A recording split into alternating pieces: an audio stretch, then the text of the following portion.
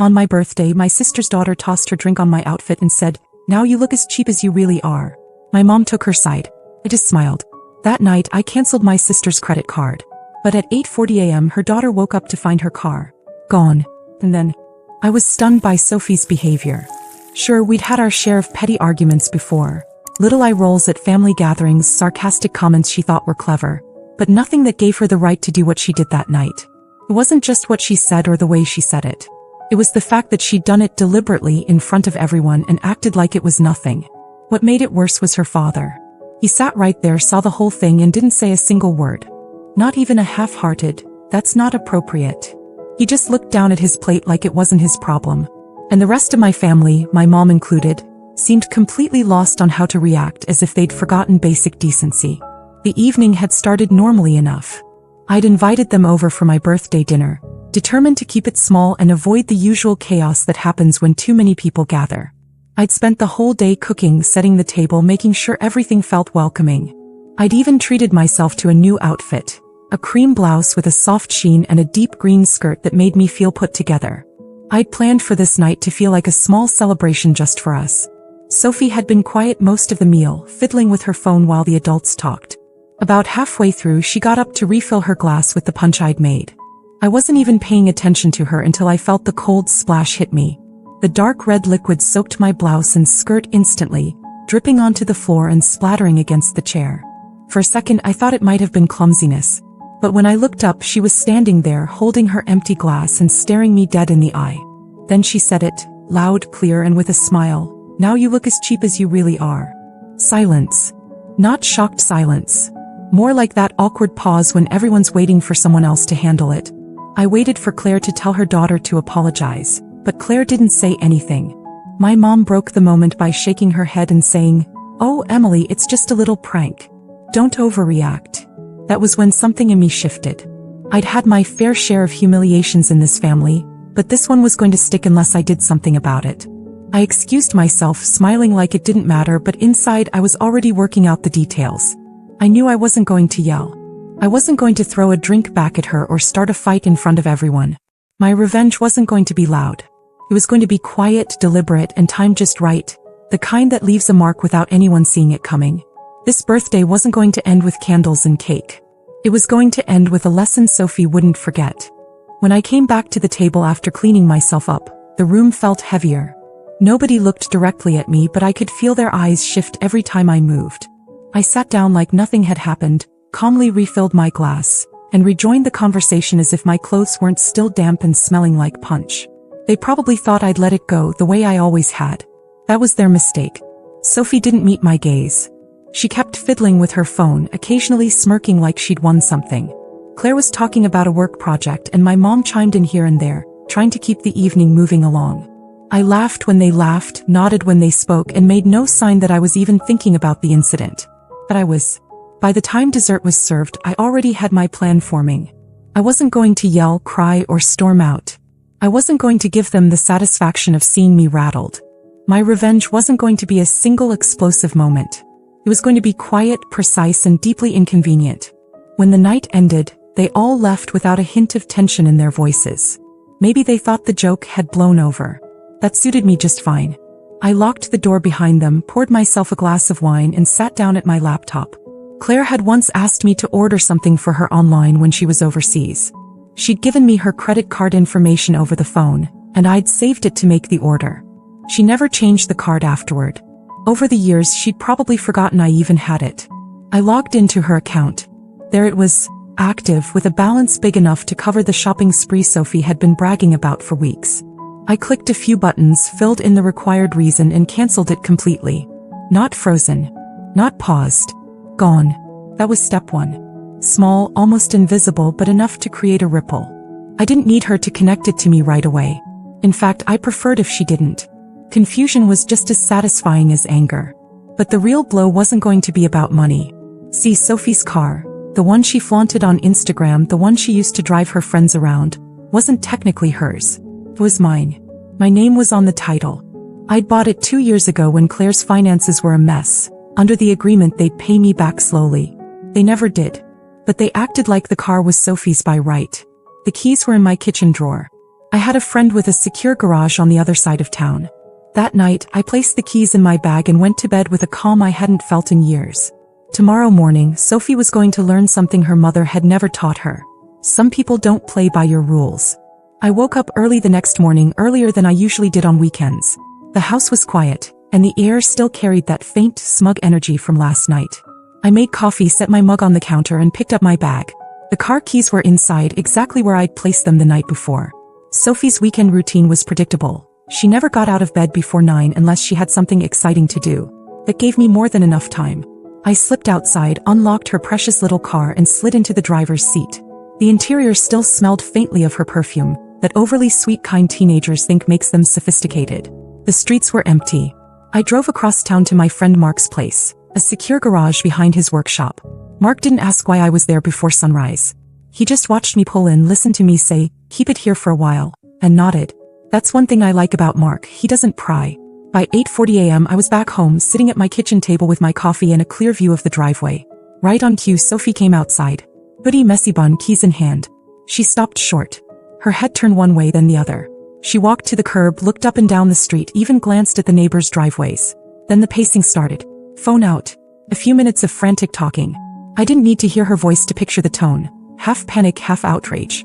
Not long after, Claire's car screeched into the driveway. She got out, already talking at Sophie, waving her arms, scanning the street like she expected the car to magically appear if she looked hard enough. They both got in Claire's car and left quickly. I imagined them heading straight to the police station. Sophie insisting it was stolen, Claire demanding urgency, the officer calmly explaining the process, knowing full well most stolen cars are just misplaced or towed. By midday, Claire called me. She didn't ask if I'd seen anything. She went straight into complaining about how unsafe my neighborhood had become, how kids can't have anything nice anymore, and how the police don't do their jobs. I made the right noises, sympathetic but detached, and let her vent without offering help. Because help wasn't coming. Not from me. The car was safe, tucked away and staying right where it was. This wasn't about destroying it or even keeping it forever. This was about removing something they assumed they were entitled to, making them live without it, feel the weight of the absence. And the best part?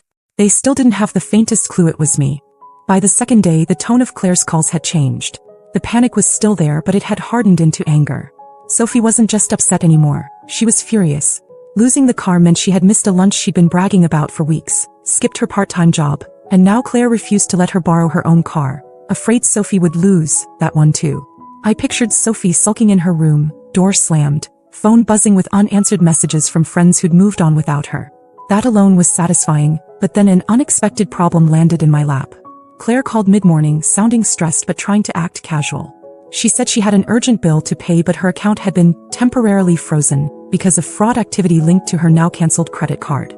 She didn't directly ask for money at first. She circled around it, mentioning how she was short this month and still waiting on the bank. But eventually the ask came. I told her I'd look into it and ended the call without committing. Knowing they were now scrambling for cash while having no clue I'd caused it was more satisfying than anything I'd originally planned. Later that afternoon, I ran to the grocery store. In the cereal aisle, I nearly bumped into Sophie. She was with two of her friends, chatting and laughing until she saw me. Her expression dropped instantly. I didn't greet her, didn't even slow down. I just walked past like she was a stranger. But as I turned into the next aisle, I caught her voice, low and fast, telling her friends something that made them both look at me.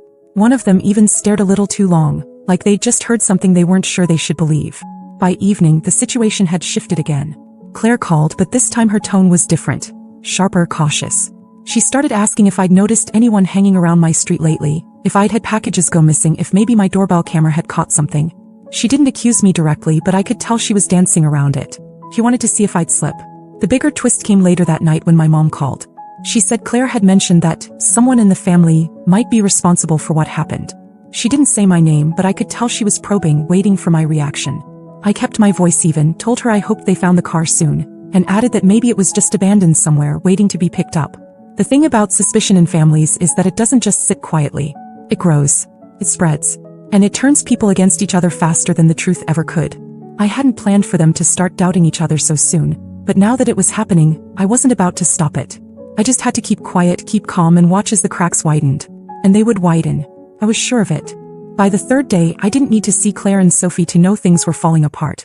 I could hear it in the clipped tone of Claire's voice whenever she called, and in the muffled shouting in the background. Whatever polite front they tried to keep up at first had crumbled. From what Claire let slip, she'd started pressing Sophie about whether she might have let someone drive the car or done something careless that led to it disappearing. Sophie swore she hadn't, but Claire kept circling back, clearly not convinced. The missing car was bad enough, but when you added the frozen credit card on top of it, and Sophie's reputation for being careless with her things, the suspicion was practically gift-wrapped. Midday, I got a text from Claire that stopped me cold for a second. It said, "If I find out you're hiding something about the car, I'm not bailing you out of it." I knew instantly it wasn't meant for me. She'd sent it to the wrong number. I didn't respond. I just let it sit there, knowing she'd eventually notice the mistake and wonder if I'd read into it. A couple of hours later, a mutual friend called to tell me about a scene in their driveway. Sophie had been yelling at Claire so loudly that neighbors came outside to watch. Sophie accused her of always blaming her when things went wrong, while Claire fired back that Sophie was selfish and careless, and this was just another example. It ended with Sophie storming into the house and slamming the door so hard it rattled the windows, leaving Claire standing alone in the driveway, hands on her hips, staring at nothing. That evening, my mom called for the second time in 2 days, her tone noticeably cooler. She said Claire had hinted again that someone in the family might be behind the missing car. Mom didn't outright accuse me, but I could tell she was testing the waters.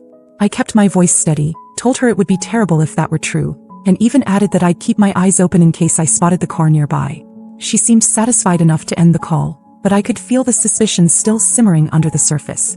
The best part was knowing they had no idea the car was sitting untouched in Mark's locked garage. I checked on it that afternoon. It was spotless, full tank of gas, exactly the way Sophie had last left it. The only difference was that she couldn't touch it. When I first came up with the plan, I thought I'd keep the car for a week. That seemed long enough to make a point. But now, watching them crack apart faster than I'd imagined, I was starting to think a week might be generous. If they were already this shaken after 3 days, I wanted to see what another week would do. By the 5th day, Claire and Sophie weren't even pretending to be civil anymore. What started as arguments about the missing car had turned into full-blown shouting matches about everything they'd been storing up for years. I heard from a neighbor that Sophie had accused Claire of ruining her life and never trusting her, while Claire fired back that Sophie didn't appreciate anything and acted like the world owed her. The car wasn't the problem anymore. It was just the match that had set fire to years of resentment. I could have ended it right then. I had the keys. I could have driven the car back, called Claire, and played the hero. But there was something satisfying about letting them twist in that uncertainty. They were both so sure the world had wronged them, yet neither could say exactly how. By the 7th morning, I decided it was time. The damage was done, and stretching it out any longer might make them suspicious in the wrong way. I got up before the sun, grabbed the keys, and drove the car back. I didn't put it in their driveway. That would have been too obvious, too direct. Instead, I parked it 2 streets over in front of an empty rental house. I locked the doors, slid the keys under the driver's seat, and walked away without looking back. Just after noon, Claire texted me. The car turned up. No damage. Police don't know who had it. A second later, another message. Weirdest thing that's ever happened. I stared at the screen for a long moment, smiling to myself, then put the phone down without replying. 2 hours later, Sophie posted a photo online. She was sitting on the hood of the car, grinning, with the caption, "Guess who's back?" No apology, no acknowledgement, just an attempt to slip right back into her old life. But I knew better. They'd felt it. The loss, the inconvenience, the uncertainty, it had done its work. They'd learned, in their own way, that things could disappear without warning, and that sometimes there's no one to blame but themselves. I never admitted anything, and I never will. I don't need to. The best part about quiet revenge is that it leaves no proof, just a lingering shadow of suspicion. And now that shadow will always be there for them. Because the next time Sophie mouths off or Claire dismisses me, they'll remember this week. They'll remember how quickly comfort can vanish. And they'll wonder, just for a second, if I'm the one holding the keys again. That doubt, that pause before they act, is worth more than any shouted argument or dramatic confrontation. And for me, that was the real gift I gave myself on my birthday. The update. It had been 3 weeks since the birthday incident, and life had settled into something resembling normal. I still saw Sophie's car around town, and every time I did, there was a small, private satisfaction in knowing I'd once made it vanish. But the calls from Claire had quieted. Mom had stopped fishing for answers. For all appearances, everything was back to the way it had been before. Or so I thought. One Saturday morning, I was making coffee when my phone rang. Claire's name lit up the screen. I almost didn't answer. I wasn't in the mood for whatever passive-aggressive comments she might have saved up, but curiosity won. She didn't waste time. "We're coming by. Be home." No explanation. No hint of her mood. Just an instruction. I considered saying no, but something in her voice wasn't the usual clipped, impatient tone. It was softer, almost cautious. Against my better judgment, I said fine. An hour later, I saw them pull into my driveway. Both of them got out of the car. Sophie wasn't scrolling on her phone for once. She had her hands tucked into the sleeves of her hoodie and was looking down at the ground. Claire, instead of her usual air of superiority, looked careful, like she was approaching a situation she didn't want to mess up. They came to the door together, and the first thing I noticed was that Sophie was holding a small bouquet of fresh flowers. She handed them to me without a word at first, then gave a faint smile and said they were just because. Claire followed with a medium-sized gift bag, wrapped neatly in gold paper and tied with a ribbon. She set it on my dining table and told me to open it. Inside was a leather tote bag. Not just any tote bag, but the exact one I'd once stopped to admire in a store window nearly a year ago. I'd never told them that, but Claire must have remembered the day. It wasn't cheap, and it wasn't something I'd ever expect her to buy for me. Then came the part one didn't see coming. They both apologized. Not the vague, half-hearted kind where someone says, "Sorry you felt that way." This was different. Claire admitted outright that she'd been wrong to dismiss what happened at my birthday as a prank. She said she should have defended me and that she regretted not stepping in. Sophie, to my surprise, didn't try to hide behind sarcasm. She said her comment at dinner was cruel and she'd been thinking about it since. She even admitted that losing the car, though she still didn't know how it had happened, had made her realize how quickly things could be taken away. She said she'd been embarrassed, angry, and then eventually just thoughtful about the whole thing. I stood there listening, not saying much. Part of me wanted to believe them. Part of me wanted to think that maybe something had shifted in them during those chaotic days. But another part of me, the part that had lived through years of subtle digs and dismissals, was on guard. People can change, yes, but they can also perform change when it suits them. So I thanked them. I accepted the flowers, the gift, the apology. I even told them it meant a lot to hear them say those things. And in that moment, I meant it. Because forgiveness, at least for now, felt easier than carrying the weight of resentment. But trust? That would take longer. I've learned not to hold grudges for the sake of holding them, but I've also learned that keeping your guard up is sometimes just as important as letting things go. So for now, I'll see where this goes. Maybe it's a turning point. Maybe it's just a temporary performance. Either way, I'll keep the bag, enjoy the flowers while they last, and remember that if things ever go back to the way they were, it's not hard to take the keys away again.